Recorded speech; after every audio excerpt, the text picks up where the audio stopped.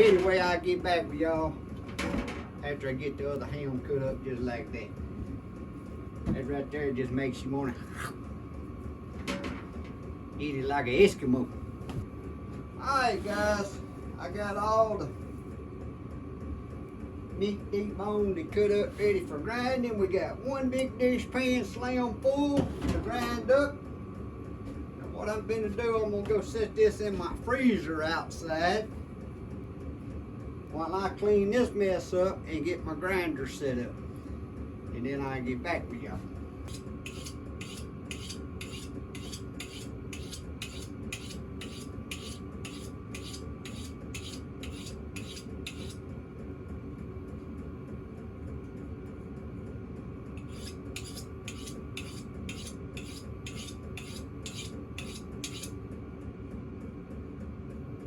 Alright guys, sitting here sharpening my knife. I got my mess cleaned up, the carcass all hauled off, my grinder set up, and I'm sharpening my knives, because getting knives is like an unloaded gun. They ain't much use to me when I'm in a hurry. So I like sharpening my knives when I get done, that way next time I need it and grab it, it's sharp. This knife right here is a buck knife. And this knife actually was given to me by one of the best men I ever worked for in my life. Now he's full of crap as a stuffed crow on Halloween, but he knew how to take care of business and he was a good man. He went by hooks. So every time I use this knife, I got good memory of one of the best men I ever worked for. But anyway, I got my knife sharp, and I'm set up here, and I went on and bagged up my steak. Now I got 7 bags of steak, and I bagged them up in water like I was telling you. And I got 1 bag of the tenderloin, which I call the deer nuggets. And what I do, since these are in water, I take a paper towel, and I like taking me a little box, and I'll put a paper towel down, and I'll lay one of these down flat. I put another paper towel on top of that one, and I put them in this box, and I set them in my other freezer outside until these is froze. And then I bring them in and put them in my freezer, because if you mess up and these things leak in your freezer, you're going to end up with a bunch of water. So I don't want nothing else touching them. And I learned a long time ago to do this right here. That way when they freeze, I'm trying to dry the bags off the best I can. But if you don't put that paper towel, they'll freeze together. But I'm going to tell you, I've eaten meat that was froze in this water like this 5 or 6 years old, maybe older sometimes. And that's why I like doing it. Only thing that'll make meat last longer than this is pressure canning. Now I thought about we was gonna pressure can some of this ground meat, but my wife looked and we actually ain't never eat that any that we can last time. Cause guys, pressure canning to me, when I pressure can, it ain't to be eaten right then. That's more of a backup in case things go wrong like they did in 2020. Now, all this boo-ha out there, and these books telling you that canned food's only good for 3 years, well, if you believe that, I guess you can believe it. But back in 2000, y'all remember when everybody thought the world was finna come to an end, finna shut down? Well, we canned up a bunch of deer steak then, and we eat some of that because we didn't touch it. Because I killed deer every year, we had stuff in the freezer, so we didn't eat that canned food. Well, about 12, 13 years later, we decided we was gonna eat it. It done been in there long enough. We eat every bit of it. Now you gotta have sense enough to know when you open a canned jar or something to check it out and make sure it ain't spoiled. And sometimes the jar is still good. It's kind of like pickles. You get that one right there off the top or two off the top, and the rest of them's good. So when I can food, it's for backup. It ain't to be eat. Like I said, when all that happened in 2020, we canned up a bunch of stuff. Occasionally we'll open a can of soup or a can of potatoes. But for the most part, it's still in there. That's why I didn't have to can nothing last year. And if I can much anything this year, it ain't gonna be much, maybe some more tomato juice. Now the tomato juice is the one thing that we do can that we use.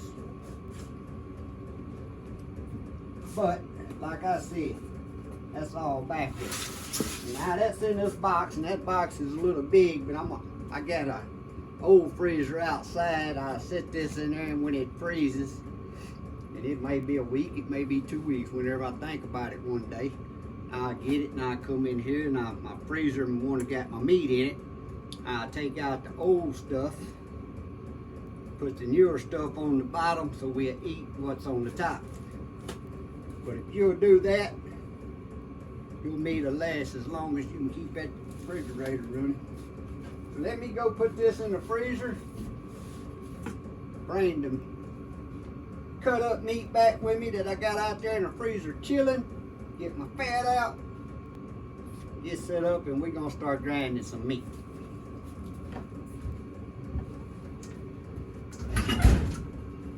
Now this ain't as froze as hard as I would like it to be froze. Even though I took dinner break and cleaned up and carried everything off, I gotta get my cutting board back out. I know some of them pieces is gonna be too big, plus I gotta get the fat out.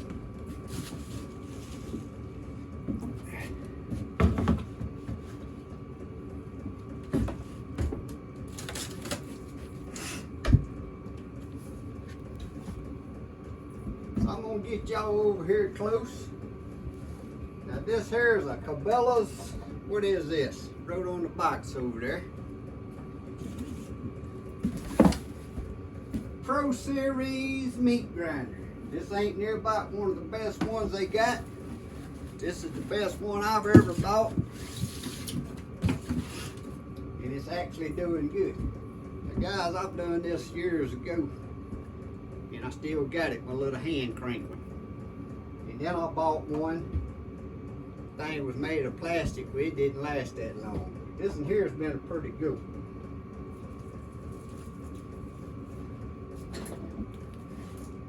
I know this here pork. Now I don't weigh this out, I just eyeball it. Some people weigh it out and weigh their meat out and say they gotta use this and they gotta use that. I can weigh it because I got my scale right here. Well, let's check their scale. Let's check their weight from the grocery store. Yep, it's right. 5.5 pounds, 5 ounces. They calling it 5 pounds, 5.7 ounces. I don't know if this is gonna weigh this big old pan. It may be too big for it. Oh yeah. Guys, my little scale ain't gonna weigh that pan of meat.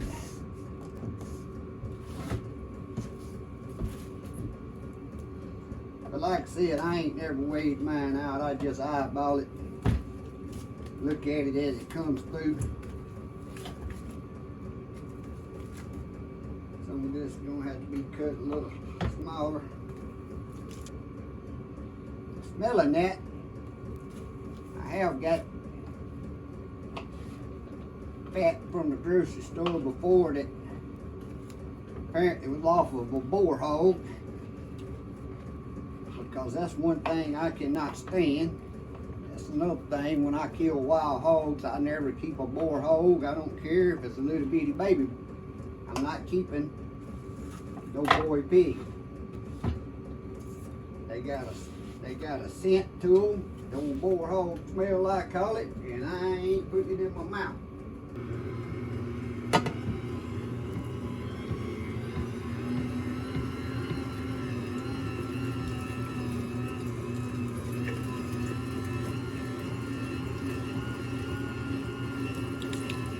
A little piece of fat, a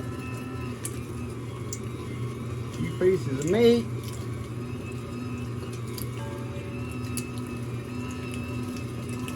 another piece of fat, and then of course I take my hands and mix all that up good before I wrap it.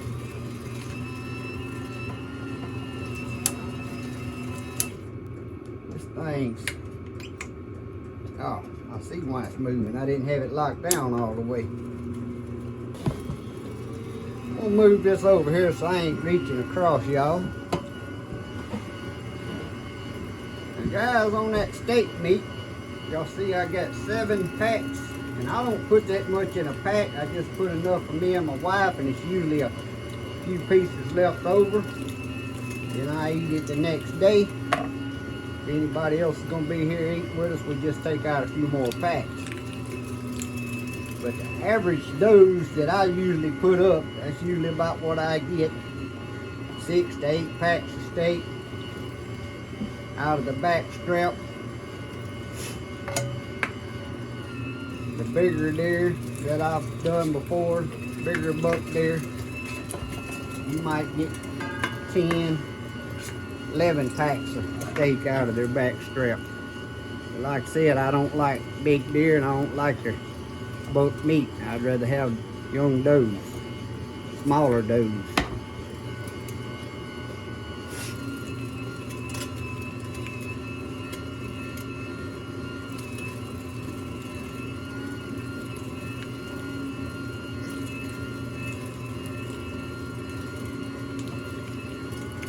Never ground your own meat. It's very easy to do. Even if you got a grinder and you want beef, you can wait till you catch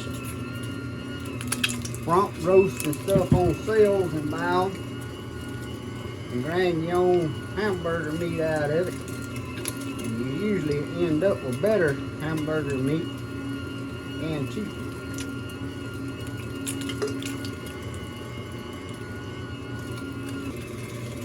So you see that and y'all say, well, that's a lot of fat, and it ain't no fat. It isn't fat, but like I said, I'm gonna take my hands and mix it together. Or if you really wanted it mixed good, you can take it and rerun it. Run it through here again and let it mix itself up good. And I might do that, because this is going pretty fast. I'm gonna use the saran wrap freezer paper method on doing this, and I might put it in some Ziploc bags after I wrap it, simply because we got ground meat. While ago when I was digging down in the bottom of the freezer, we still got some ground meat left, so this here may not get eaten for a couple of years. Just depends on, some years we use more ground meat than we do others. We used to use it a lot, but then it got to where chili and taco seasoning, which I love tacos, or make taco soup and put the ground meat in it. But I got to where I can't hardly eat chili or taco seasoning due to my acid reflux is so bad. And that really cut down on how much ground deer meat we use. Some of the best chili there is, to me, is when you take about 75% deer meat and put about 25% ground beef with it. To me, that's the best chili. But like I said, I like it just made out of the deer meat, but it is better when you mix some ground beef with it. It'll take me about as long to get this all cleaned up as it does to grind this one deer.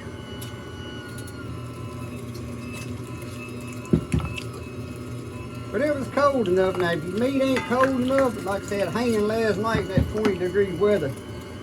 But if your meat ain't cold enough, it don't grind worth a crap neither. This is doing pretty good, but it actually could have been colder.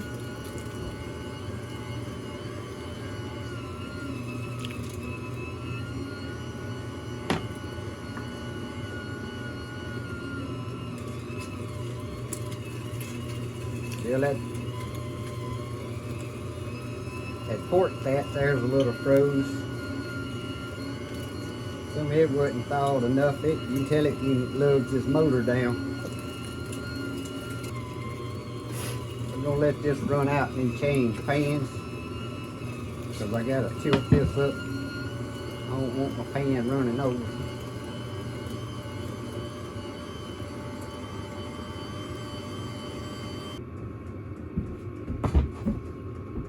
Set this pan back up under there. Turn it back on and keep going. I'm gonna get this done in time to go set on the stand again. Fella called me and said he had some more of them free tags he needed to use up. He said, well, I don't think I want no more deer, but if you got somebody that wants the deer, I don't mind going shooting.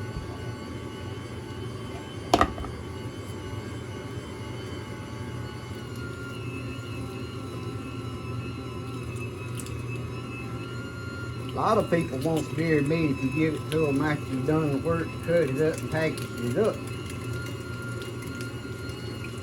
And you'll have a lot of people tell you they want a deer. Kill an extra deer, now I want it. You call them, tell them you got a deer.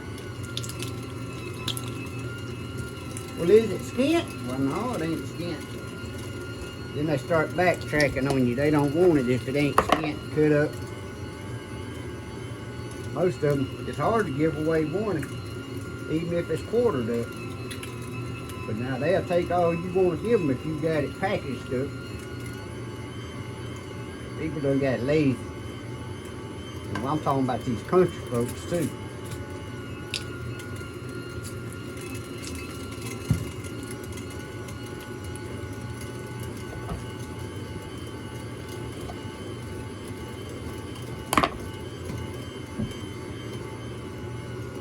So if it ain't an elderly person or some of my close friends,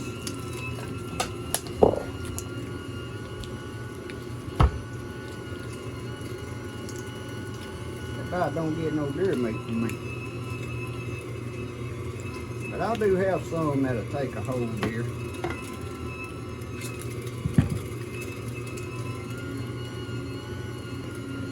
When I wrap it up, I do it about 1 pound blocks or packages. Now I don't even weigh that out. I kind of got a guesstimation of what a pound is, and I just guess at it. I ain't weighing all this.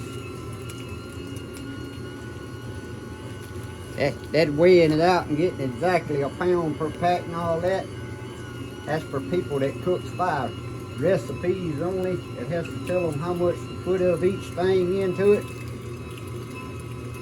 I don't cook like that, and my wife's a good enough cook, she don't cook like that.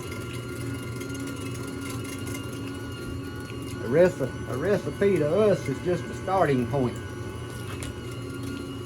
Get you in the ball game, and then you go from there.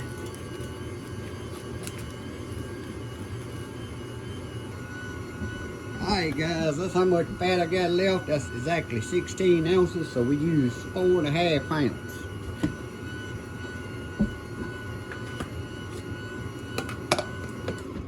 I'm gonna see if I got something to weigh this on.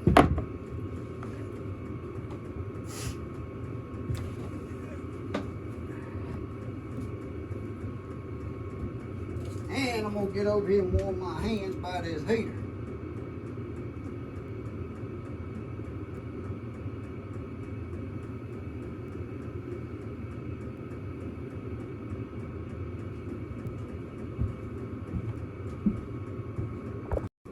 Okay guys, I had to get creative. This is a 12-pound scale. So I split these up, weighed them. This here is right at 40 pounds, counting the pans.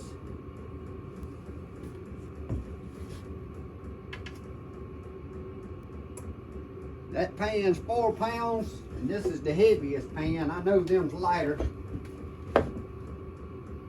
I'm gonna call them 3 pounds because I know they weigh lighter than this one, or they made of aluminum. So 4, 10, 30 pounds of meat. I put 4 pounds of fat in it because that was 5.5, and that's 1 pound left, so it's 4.5 pounds of fat. Hey, that's just right. That's somewhere between 10 and 15% right off the top of my head. And usually people go 10 to 20% fat when they do this on venison.